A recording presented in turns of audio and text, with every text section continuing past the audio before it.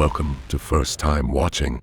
I was really hyped for the movie Him. The trailer looked absolutely insane. Then I saw it. Sadly scored only 31% on Rotten Tomatoes. And thought, oh crap, he might not be him after all. But my full opinion on the movie will come a little later. What you probably want to know first is the real meaning behind the movie. Who the goat demon is, and why Cade gives the answer he does. But before we dive into all that, let's do a quick movie recap.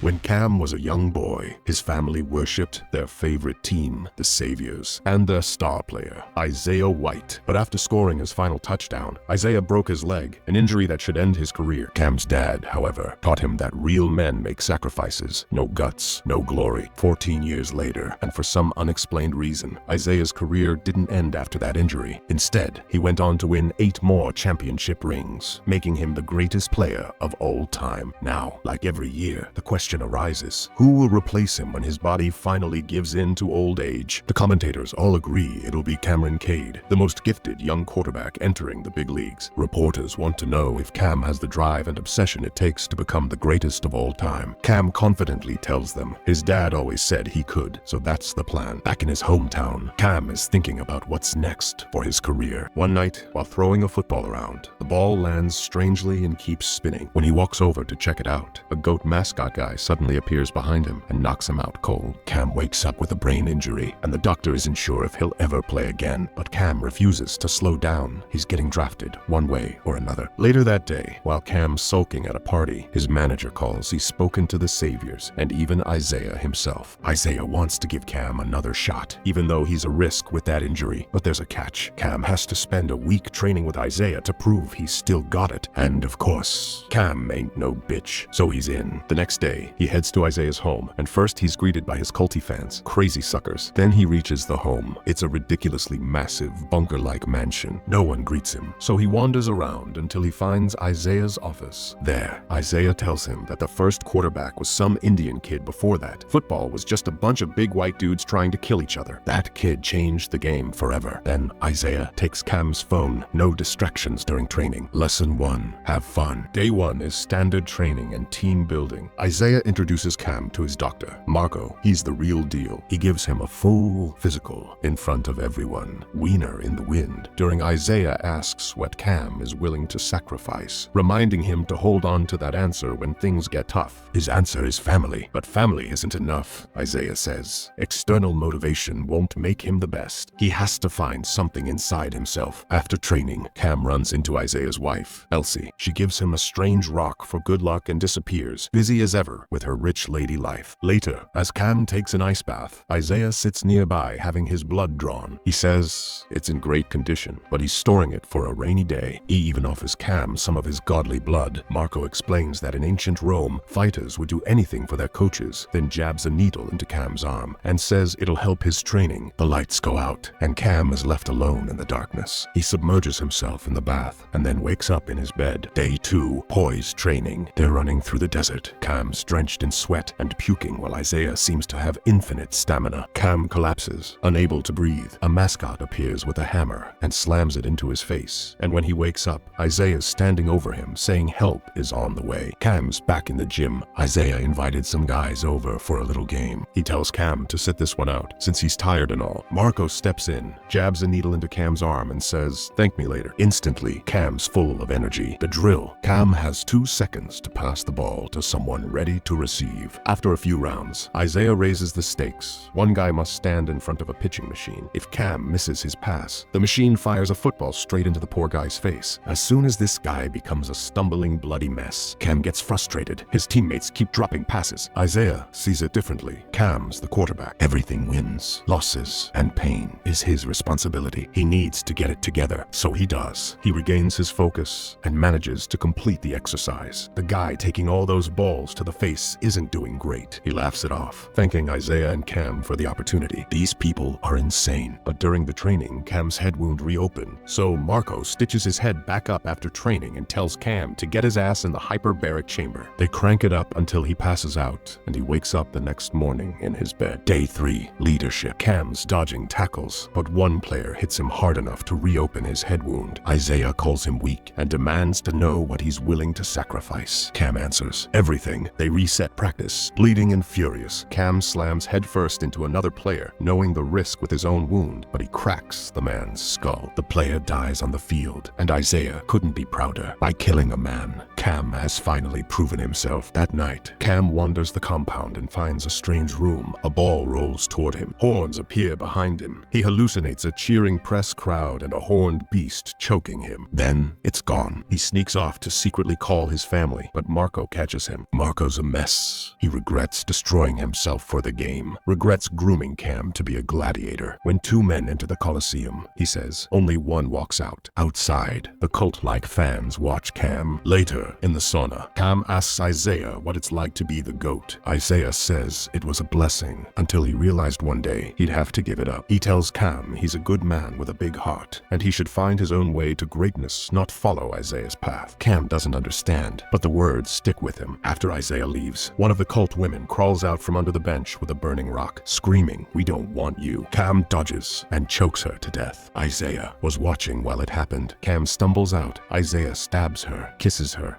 and then tosses her aside as her sons crawl towards her and cry over her body. But instead of grief, Isaiah is impressed she wanted to win and was willing to give everything. But Cam just thinks all of this is pretty messed up. So Elsie gives Cam a pep talk and tells him not to give up, then seduces him. She and her followers undress him, helping him relieve some tension. The next morning, Isaiah wakes him up with a gun. He demands to know if Cam slept with his wife. Cam insists he didn't, saying he has a girlfriend at home. Isaiah calls that weakness. If he can't hurt his girl, how can he hurt opponents on the field? So, it's day 4, Resilience Day. They're outside, shooting guns. Cam still feels guilty about killing the cult woman. Isaiah shrugs it off. She was nothing. Then he proposes a wager. His men place a target downrange, clearly a man in a mascot suit. Isaiah says if Cam hits the target, he can have anything he wants. If he misses, Isaiah will take his youth. Cam refuses. He doesn't want everything. He'll earn it himself. His counteroffer: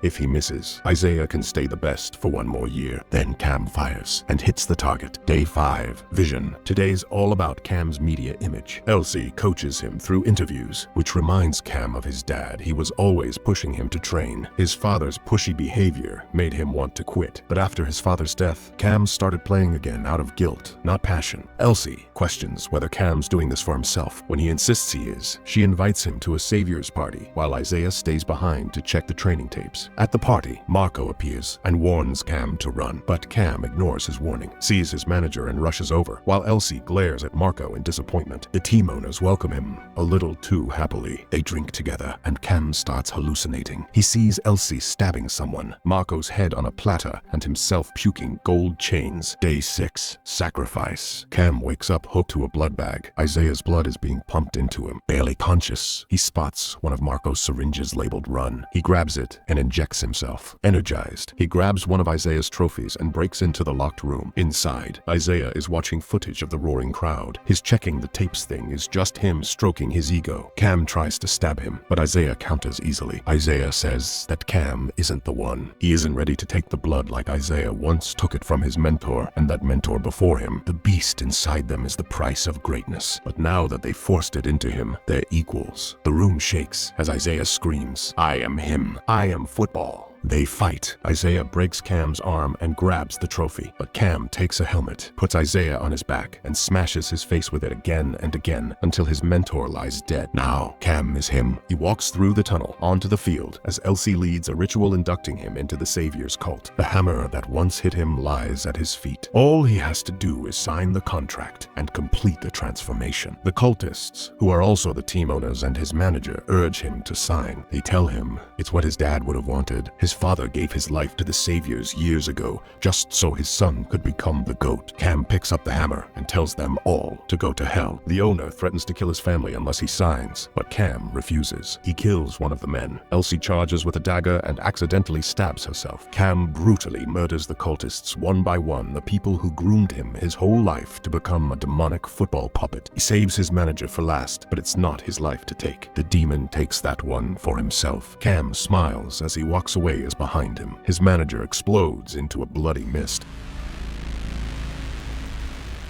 On the surface, Him looks like a supernatural football horror movie, but underneath, it's a dark metaphor about fame, masculinity, and the price of greatness. The movie's core question is, what are you willing to sacrifice to be great? Cam's pushed to give up everything: his body, his sanity, even his identity, to chase the same glory that destroyed Isaiah. It's a modern Faust story, where the devil's deal is fame itself. Isaiah represents the dangers of hero worship. He's not just a mentor, he's a god figure feeding on belief. The compound becomes a temple where pain equals strength and sacrifice equals success. The horror isn't just in the blood or the rituals, it's in how easily greatness turns people into products. The film suggests that in a world obsessed with idols and legacies, real humans disappear behind the myth. By the end, Him isn't about football anymore. It's about losing your soul for glory and realizing that the scariest monster of all might be the one wearing your jersey.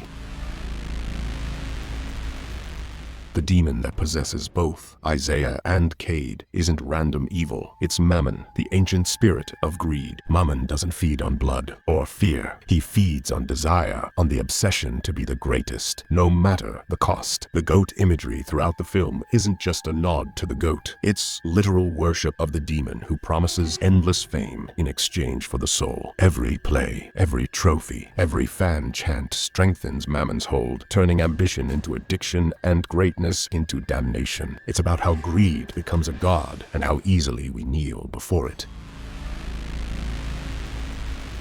The saviors wanted Cam to say yes, but he chose not to. Marco warned him to run, and Isaiah told him to follow his own path, not to become him because it wasn't in Cam's nature to give up his humanity just to let some demon make him the greatest. If Cam was going to be the greatest, he'd do it through his own strength and on his own terms. During the interview day, Elsie asked Cam the most important question, the one that would ultimately shape his final decision. She asked if he was sure that becoming the GOAT was truly his dream, but the real answer to that question came to him later, after Cam learned the truth. His father didn't die of heartbreak or sickness after Cam said he wanted to quit the sport. His father sacrificed himself to the saviors so the demon would choose his son next. And once Cam discovered that, he knew he wasn't ready to give up everything, because in the end, becoming the greatest was never really his dream.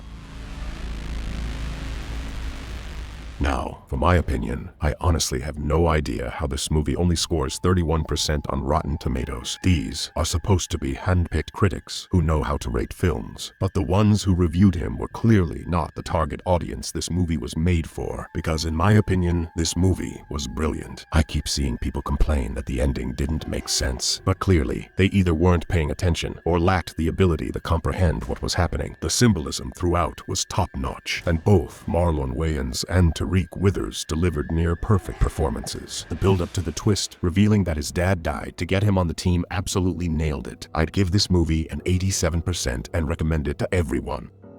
And that's it. Thank you for watching. Please like and subscribe, and I'll see you next time.